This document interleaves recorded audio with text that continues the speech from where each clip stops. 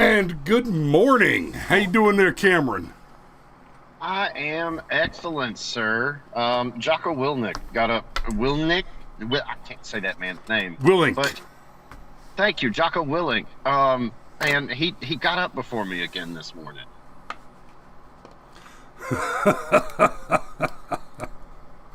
Yeah, well, he It's doesn't often frustrating. beat me out of bed, so. I mean, it's frustrating though. Like, well, you don't even bother with an alarm clock anymore.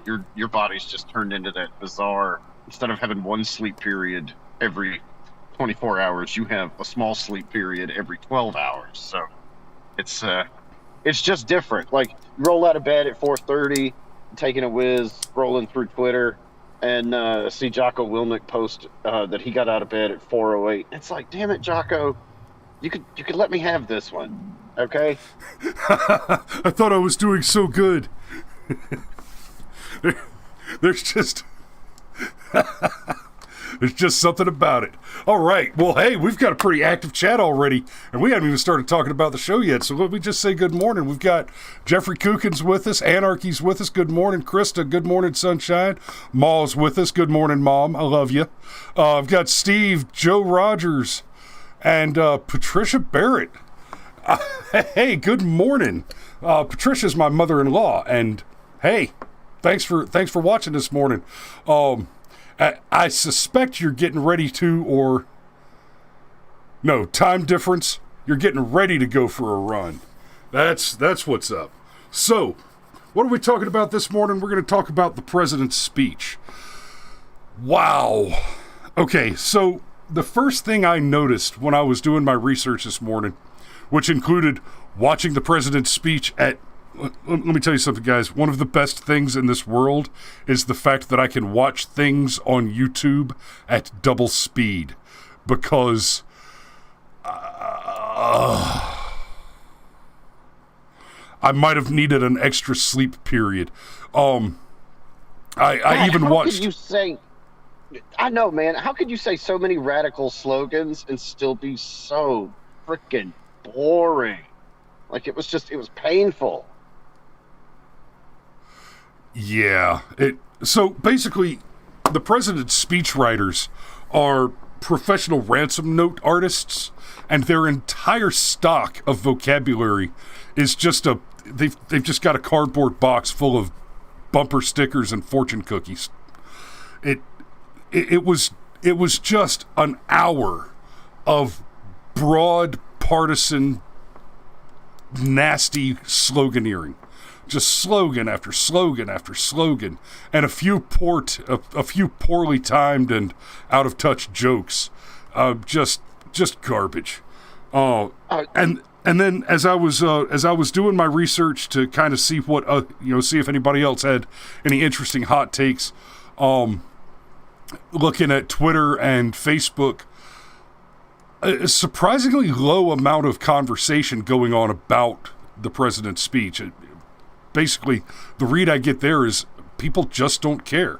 So much so that I almost consider just doing something else. I mean, this, because of what this show is and what we do, a lot of it's political commentary and analysis. We're kind of beholden to cover events like this, no matter how crappy they are. But I also find it disappointing that more people aren't interested in what the man has to say. You can hate him. In fact, I recommend it. He's garbage. He's the absolute trash heap puppet of an administration composed entirely of monsters who hate you.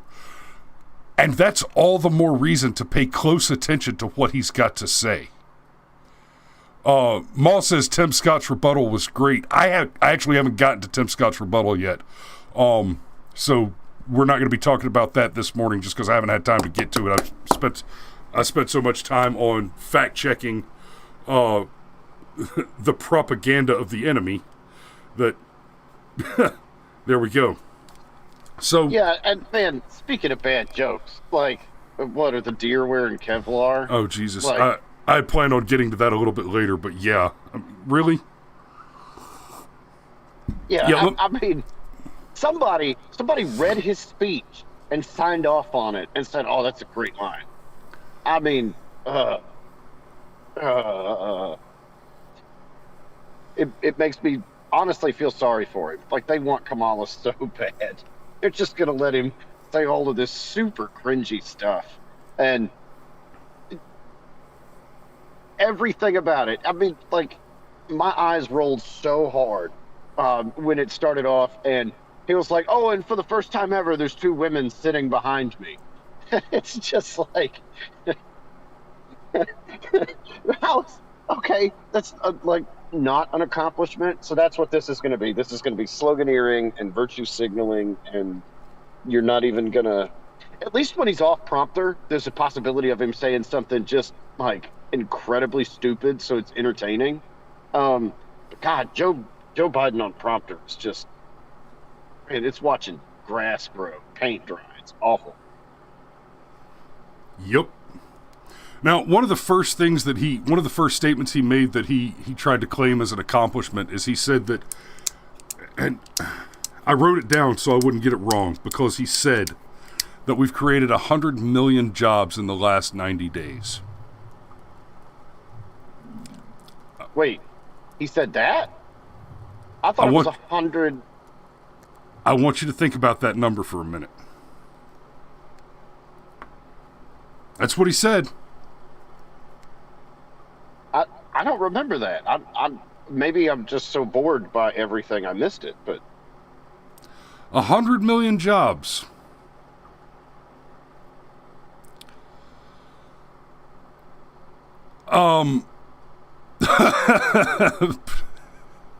Trish says, "Yeah, in China." Ooh, yeah. Well played indeed. Oh, that reminds me of something I need to take care of later. So, and maybe that's just part of the problem with how boring it is, how hard it is to pay attention to what he says. Because, God, it just, because at one point in time, I felt like I heard him say part of his jobs proposal would be to replace lead pipes, and I'm like, who the hell uses lead pipes anymore? We've known about metal toxicity for at least a century. Like, and he didn't say what? Replace lead pipes. He said fix them, repair them. Like, okay, let's assume for a moment that we do still have a large number of lead pipes in this country, and you want to spend money on solving a problem related to lead pipes.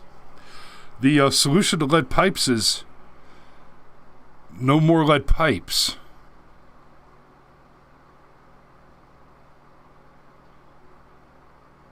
Yeah. So, okay.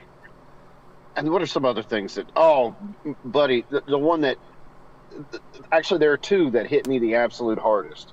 One is the no amendment is absolute, and the other one was the boyfriend loophole. Okay, now hold on a minute. I do want to talk about both of those things, but before we get to those, let's stick with the jobs thing for a minute. He bragged about 100 million jobs in his first 100 days. So, just in case anybody missed it, we're a nation of less than 400 million people, in which we do not currently suffer from a 100% unemployment rate. Okay? Unemployment right now is bad. It's high. It's a big problem. And it is a problem that is the result of the policies of the people who put this man in office. Okay? The jobs that have been created in places like Florida and Texas and Georgia, where we've reopened, and reopened earlier than anybody else, right? So, no, Joe, you do not get any credit for job creation. None. After you shut down the Keystone Pipeline and a few other choice maneuvers that destroyed hundreds of thousands of jobs, you get no credit for job creation. Period. And I've got some articles pulled up that I want to just take a peek at real quick. Now this one's a little older. I wanted to Okay, so as early as July, the end of July of last year, there were already complaints about, right here, employers are having trouble hiring. They blame the federal $600 unemployment bump, right?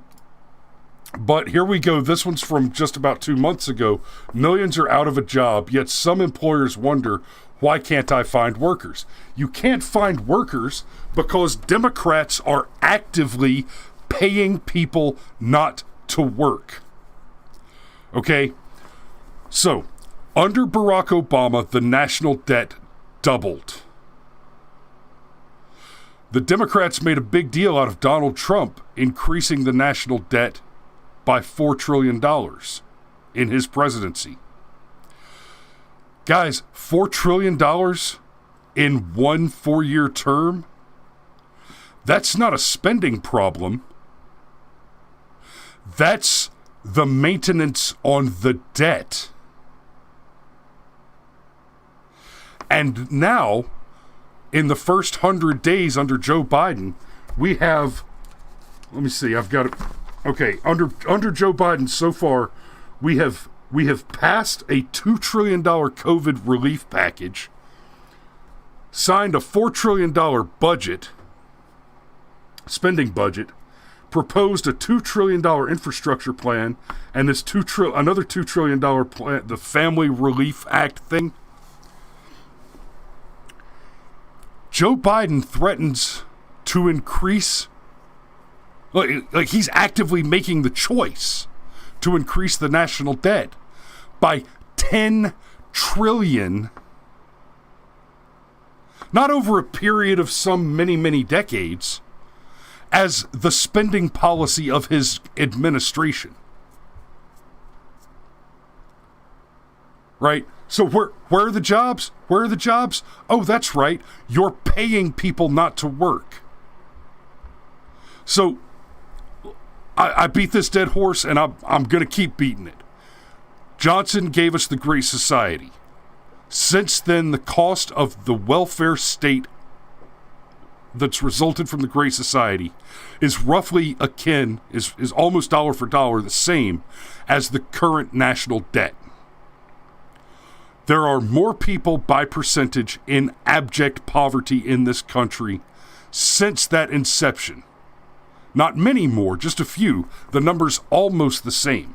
So, at a cost of our future and the future wages and earnings and labor of our children, we have managed to not substantially alter the problem as perceived. Now, under Donald Trump, we saw average household incomes increase by $5,000 a year. We saw taxes reduced. We saw a booming American economy and near full unemployment for the first time in almost living memory. Right? Now, Biden wants to come in and say, well, I've created all these jobs in my first 90 days. When we saw Trump's economy booming as a result of his policies, the Democrats tried to take credit for it. Oh, no, that's just a continuation of what Obama did. Bullshit. Obama's economic policies were an abject failure. Abject failure. And now, Biden wants to take credit for creating any number of jobs when the only thing that's happening is the pandemic is ending, and more than people losing their fear of the pandemic, their fear of starving to death because they aren't, or getting evicted because they're not employed anymore, is sending them back to work. But by a large number, the lowest income workers are not seeking new employment because they're being paid more than they can earn on their own. So, and Anarchy just pointed out, yes, and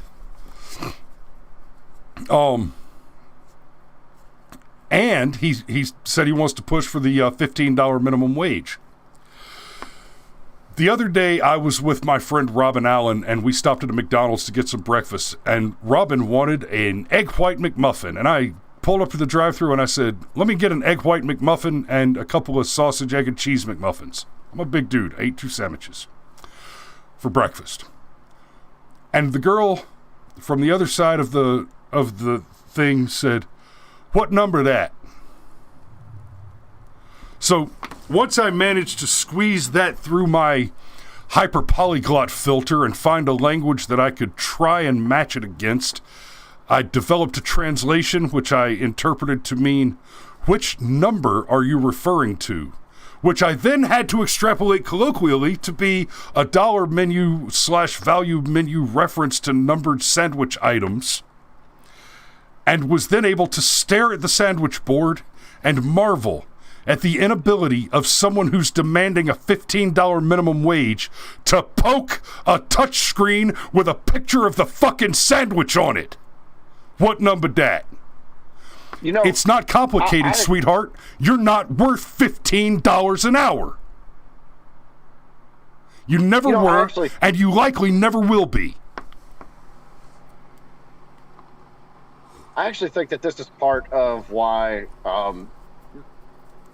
the unemployment has been such a big piece of all this, because it's a fantastic way to shift the Overton window toward the $15 minimum wage.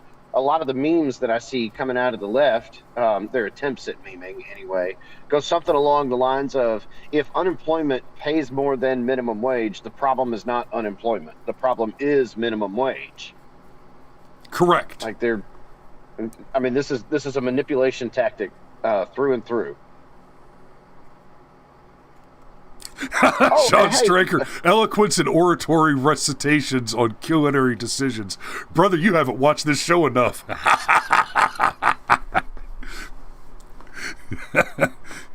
Your ears and your mental faculties are at risk. I'm a hyper-polyglot with a dark sense of humor. And my apologies, guys. The rest of this show is probably not going to be free of the fuck word, because we're talking about Biden, and it's just hard to be polite when you're talking about, well, let's be real, the enemy. Yeah, and all enemies, foreign and domestic. Funny enough, Biden did mention that $15 minimum wage, didn't he? Hey, what do you know?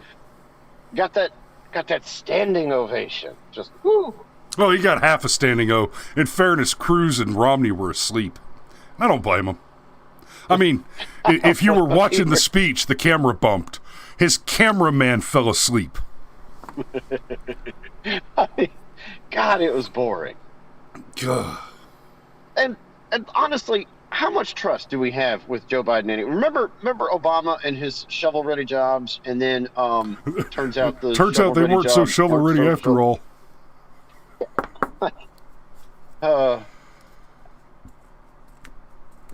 Hey, Mom points out something, says $15 an hour, and how many hours will they get?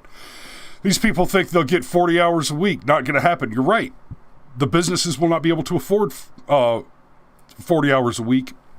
And of course, Biden's talking about bringing back the all the Obamacare, Affordable Care crap. You know, we'll probably see a push to restore the individual mandate and all that stuff. And guess what? Once that happens, you're getting 30 hours a week if you're lucky. Yup. A business will hire more employees so that it can avoid paying them as full-time employees, because it cannot afford to pay an additional $2,000 to $3,000 a month per employee for healthcare benefits that you could have purchased for $300 to $500 a month previously. Yeah, I thought my employer health insurance was expensive 10, 12 years ago. And, buddy, I would love to go back to paying those rates again in a heartbeat. $5,000 deductible, $7,000 deductible. What? If I had $7,000 for a deductible, I probably wouldn't need health insurance through my employer. But anyway, it's this, we could tie this into something else that he said in the speech too, where he talked about how basically the government has been the thing that's invested in all of these industries and We just would not have had the economic boom that we've had over the past century if the federal government didn't get involved, didn't spend money, didn't fund projects like this. And that's all such a lie. If you take a look at, for example, the COVID vaccine, thank you, Operation Warp Speed. But here's the thing about Operation Warp Speed. Basically, what Warp Speed did was get out of the way. Yeah, it threw some money at the problem. There's no doubt about that, okay? But the important thing that Operation Warp Speed did was it got out of the way. The government didn't tell the businesses what to do. The Trump administration wisely got a bunch of smart people together and said, okay, I'm taking the gloves off. Or I'm allowing y'all to take the gloves off. Do what you do. Just get me results and get them ASAP. And it worked. It worked. The government didn't have anything to do with it apart from getting the hell out of the way. Yeah, so and that's another fantastic example of a thing that I've said over and over again. It is true. There is nothing, and I mean nothing, without exception, that the government can do which cannot be done better by private industry. Well, Chris, what about the roads? What about the... I'm glad you asked. Domino's patched the frickin' potholes. Listen, it's not complicated. If there is a problem, free men will solve the problem. If there is a problem and an authoritarian slave state interferes with the solution to the problems, then Amtrak will not be returned to the people, will not be returned to the private sector 4 years after it's acquired by the government. Which, by the way, happened 60 years ago. And we're still waiting for that promise to be made good on. If Domino's can say, you know what? We can improve our bottom line by repaving roads and fixing potholes to make our drivers safer and improve our delivery times, and to boot, and honestly, this is probably the more important piece of the math, it looks good. Right, it's a brilliant marketing schema. Hey, we've got dump trucks out here with the paving for pizza logos on the side of them, selling Domino's pizzas, and I guarantee you the revenue boost from that ad run more than covered the cost of filling in a couple of potholes here and there. Right, there is not one problem, not a single one that you can point to that cannot be better solved by private industry, by men wanting a profit motive incentive to be filled. There's not one problem that is not better served by those people than it is by the government, because you cannot spend $1. It costs you $5 to spend $1 if you're running it through a government bureaucracy. You cannot even give free money to people without spending money on people to give that money out after you've stolen it from the people you're giving it to. If the government wants to do anything, if we want the government to do anything, I say this, Uncle Sam, pull your boots up, get off my couch, and go get a fucking job. Yeah, and what you're talking about is part of why so many of these companies are attempting to either go woke or de-Americanize their brands, because they either want to appeal to what they perceive as the social majority in this country, or they want to be able to sell their products in China. Now, the China thing is a totally separate issue, but the wokeism, and thank you, Dr. Randomer Cam, I'm going to try and break the habit of calling it wokeism, but the wokeism that happens with the corporations in this country is literally them trying to look good. Image and marketing are just part of branding with any company. The company that I work for, the pest control company, every single one of their work fleet trucks has a sign on the side that says, this is a phone safety zone. Because there's literally technology installed on the truck that will only allow me to use my phone via Bluetooth, and it can't even look at the screen while I'm driving. Literally, it just locks the whole thing out. And that's part of their branding. They want to appear a certain way. So you saying that it was worth it to Domino's, not just to fix the roads for practical reasons, but because of all the positive press they were going to get, you're damn right. And that's the thing. To act like, oh, well, if we don't have the government, nobody can figure out how to build a road. You know what? Bullshit. Again, I'll point to when the highway burned. Remember that a couple of years ago? Bum set a trash can on fire, ended up knocking down part of the interstate here in Atlanta. Yeah. Whew, that was a day. That was interesting. Yeah, that's the kind of thing I wish I was, for something like that. I wish I'd have been, because I was right nearby. I wish I'd have been in the frickin' vulture journalism business and could have just slipped over there with a drone real quick. Damn, son. Oh yeah, but what did the city of Atlanta do? They said, "Fix it now. We're going to get out of the way and let you do you." And in an absolutely shockingly short period of time. Yeah, it was like less than 6 months, wasn't it? Yes. Whereas when they were taking the toll booths off Georgia 400, it took years. Why? It can't possibly take that long. Yeah, I mean, it's not complicated. I can drive a bulldozer on the interstate. It's physically possible. Okay. All right. Can we talk about the boyfriend loophole thing, because that made me angry. I mean, that made in fact, me let's go ahead and call that our closing topic for this morning, because it is almost 8 o'clock, so we're about to be over. I'm going to let you run with that one.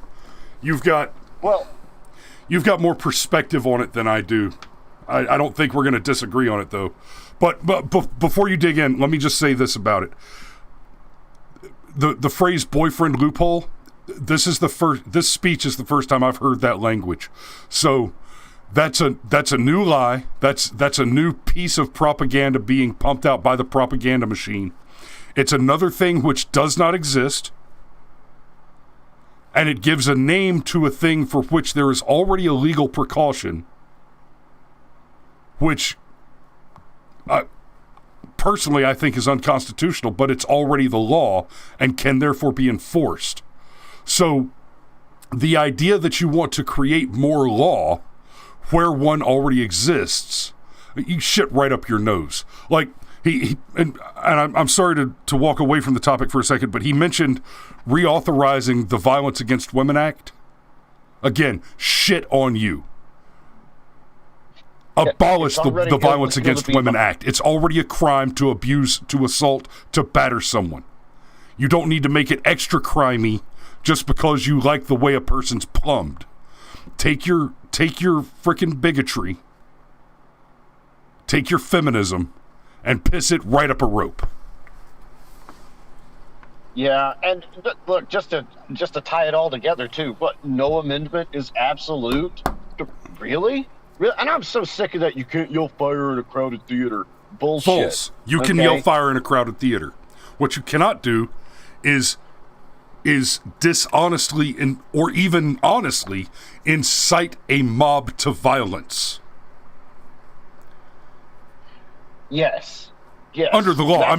You can physically do it. It's absolutely possible.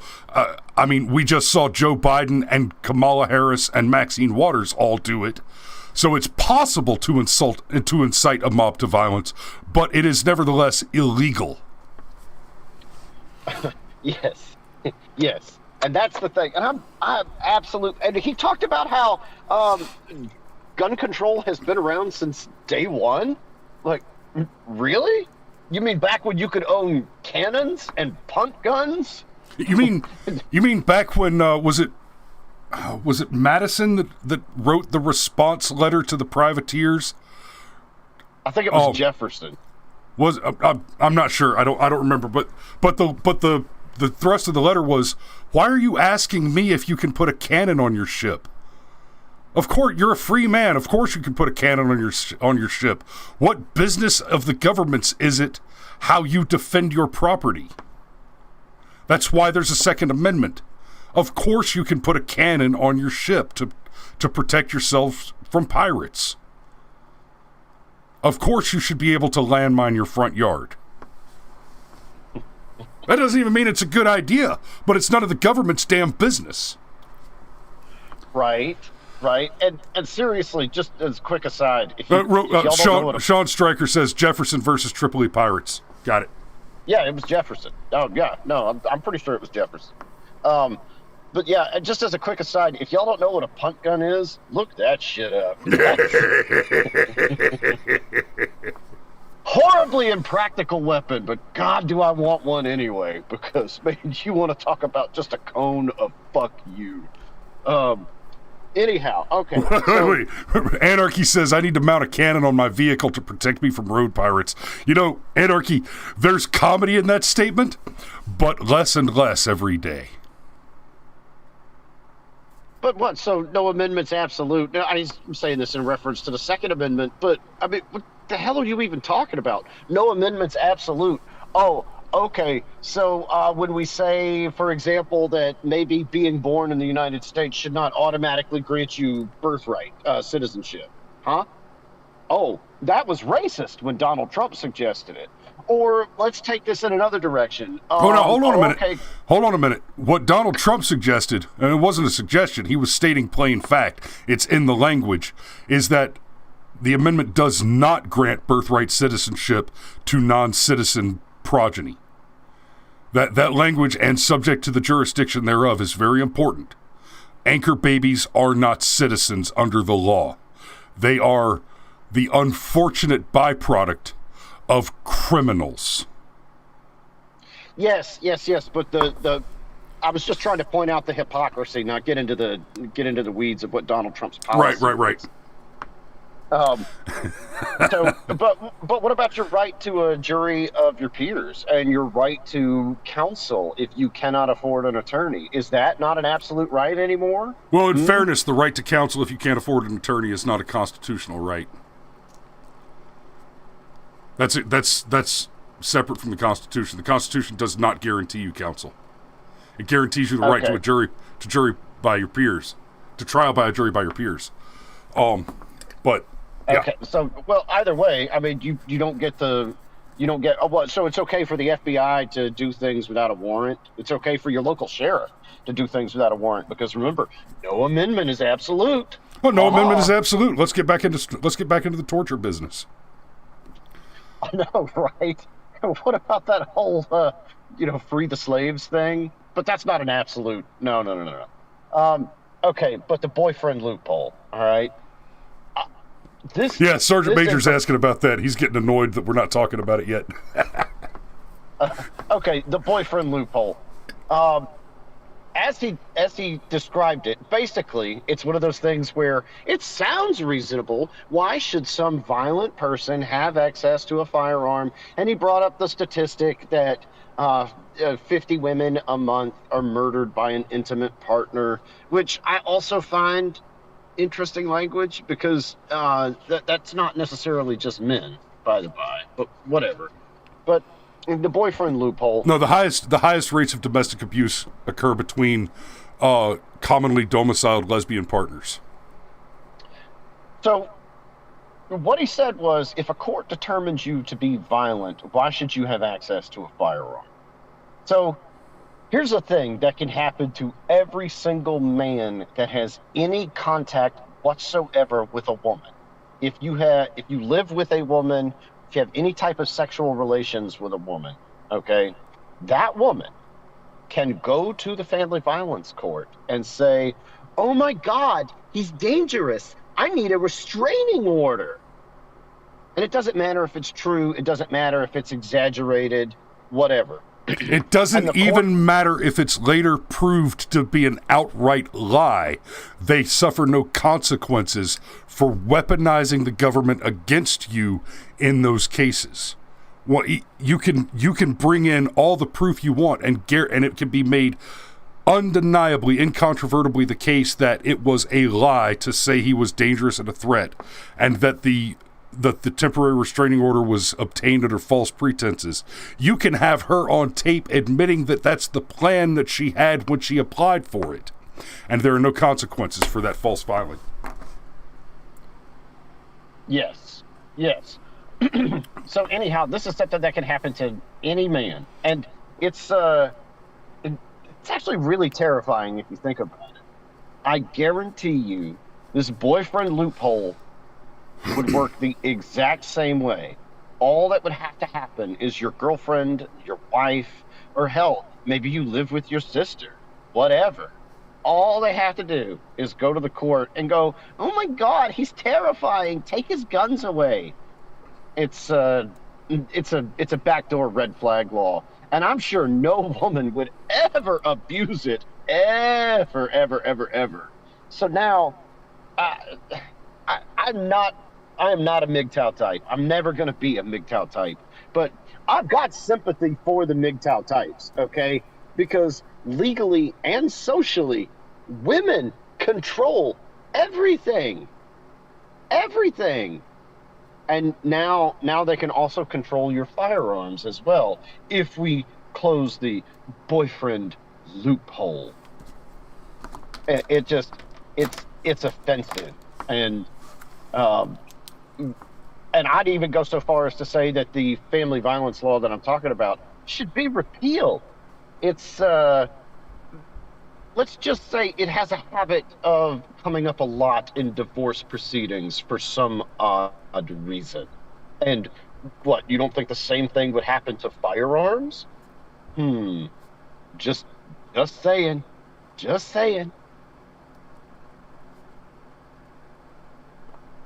I'm actually having to be careful not to rage you.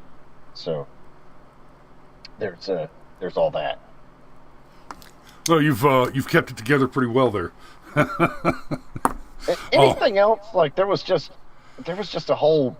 God, that whole thing was just such a boring mess. It was tough to pick parts out. You know, there's a lot in my notes that we haven't gotten to yet. And I did say we were going to go ahead and close it out on that, but I do want to touch this one real quick.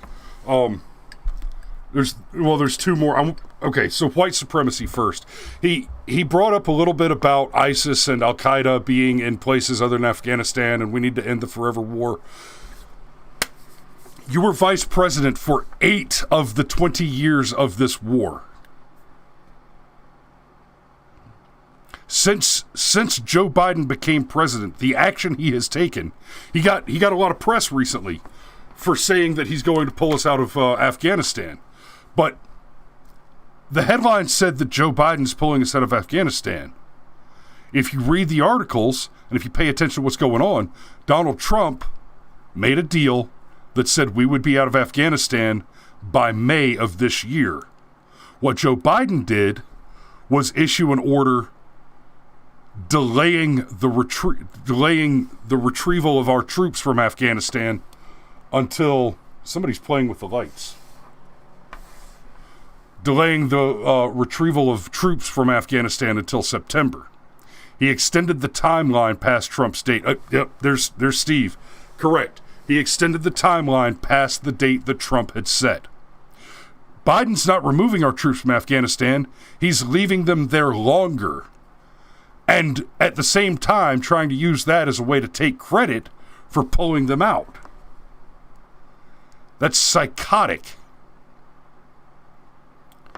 Yeah, and if white supremacy is terrorism, you know what? Fine. You know what? Okay. What about black supremacy? What about La Raza? You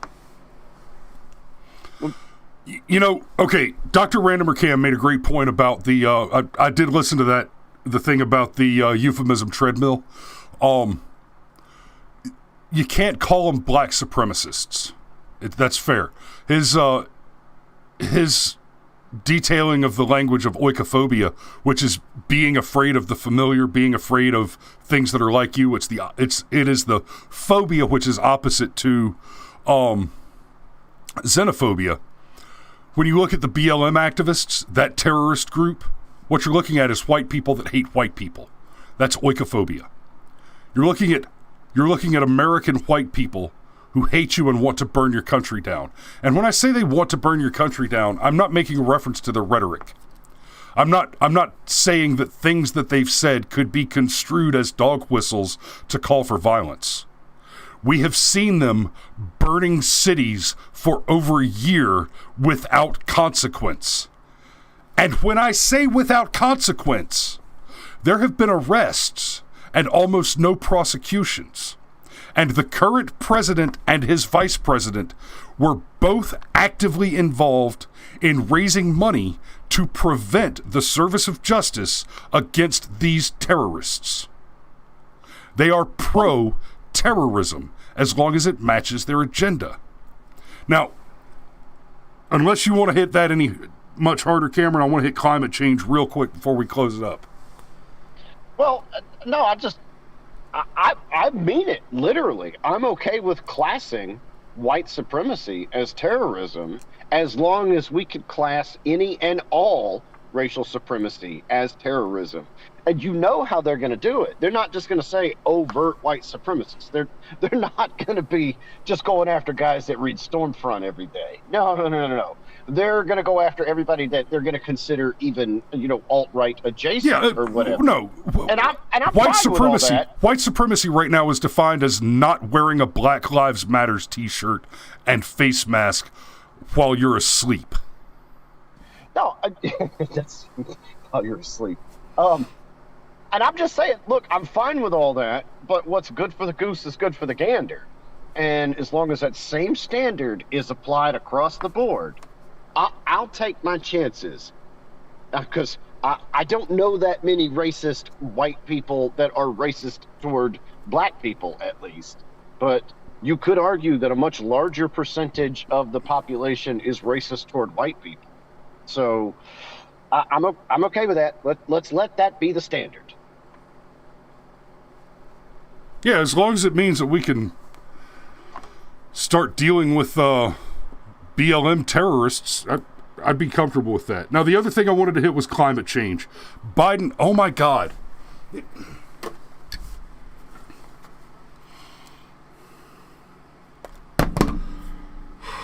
Oh. Yes. He said these things. He said these things out loud. These words left his face. Biden said in this speech, now we all know America's only responsible for about 15% of the carbon emissions on the planet. I'm paraphrasing, but America's only responsible for about 15%. The rest of the other 85% is largely from India, China, and other places around the world. So, oh my God, I can't believe this. He literally said, if we, the American people, do everything perfectly, it will not make a difference. And that's why I've rejoined the Paris Climate Accords. So that we can subsidize the assertions that things will be done by other groups who will not do those other things. How many times have I said end all foreign aid? Let me be very clear about this. All foreign aid runs contrary to the interests of the American people. Every penny that this government spends in foreign aid funds her enemies. Yes. Oh, God, yes. A conversation we've had many times. It baffles me that the United States does not use its most powerful weapon, its checkbook, correctly. Because say what you want about the morality of it, but just cold-blooded, brutal logic says that if you want to get foreign aid from the United States, it gets to influence some of your policies. See, well, that's the one hand washes the other. That's how it works. But that's not what we do. We throw money at people and they continue to hate us. And like, why do we give money to any Middle Eastern country that allows even a small sliver of their population to say death to America, death to Israel?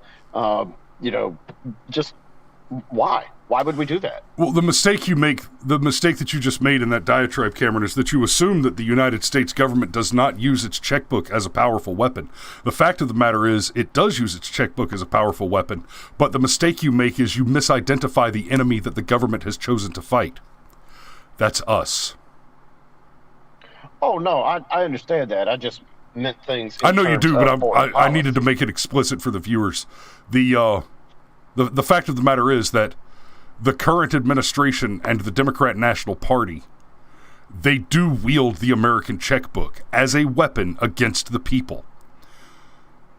The Democrat Party has cultivated a media brand of being the party of the people, the party of the poor and the downtrodden, the party that wants to offer you a hand up, not a handout. And as long as they rely on people who need a hand up to vote, they rely on needing more people looking for that hand up. If the Democrat Party can't keep you poor, they can't stay in power. Yeah. They want your shop windows smashed out. They want your Nikes stolen. They want your big screen TVs being snatched out of a Target while the diaper section is burned to the ground. They want you murdered and suffering. A Democrat never asked for anything he wanted unless he got to hurt somebody in the process. Yeah, if Republicans are the party of the rich and Democrats are the party of the poor, then what do you want more of in your country? Rich people or poor people? Then what do you want more of? Do you want more rich people so that you can keep getting elected? Or do you want more poor people so that you can keep getting elected? And I mean, Biden even talked about in this speech, he talked about we need to extend unemployment benefits, we need to extend welfare benefits, we need to spend more money on poverty, and we need to institute wealth taxes against the top 1%, the top 0.3%, right? He said tax the rich and give money to the poor. Basic rule of economics. This is a very basic rule of economics. Right? This is almost more basic than the law of supply and demand. In fact, it essentially is the rule of supply and demand. If you want more of something, you subsidize it. You spend money on it. If you want less of something, you tax it. Then why do they tax our wages? God damn it, Cameron, I just explained this to you. If you want more of something, you subsidize it. If you want less of something, you tax it. Anyhow, God, don't ever get confused that a minimum wage hike is something that is a net improvement to anybody. A minimum wage hike is it's artificially generated inflation. Anybody who has any inkling of how money works, of how economics works, should understand that if you increase the cost of labor, then you increase the production cost of all products and services. You cannot subsidize poverty away. If you make poverty profitable, it will continue to expand, not continue to exist. It will continue to expand, to fester, and to metastasize like a California politician. But I understand it's getting late, and I actually have to load up a camera and get my butt up to the anti-Biden rally in Buckhead at the Georgia GOP Capitol, because Vernon Jones told me yesterday, "Hey man, I'm gonna be there. Meet me at noon." And I said, party on the yacht. All right. Well, I think that's us for this morning. Please like, share, subscribe, and come back tomorrow for my favorite segment, Firearms Friday. Indeed. And we will see y'all tomorrow. Be safe out there. Oh, Zaluska, if you can make it over here before I leave at about 9:30, then you're welcome to join me. And yeah, be safe. Later.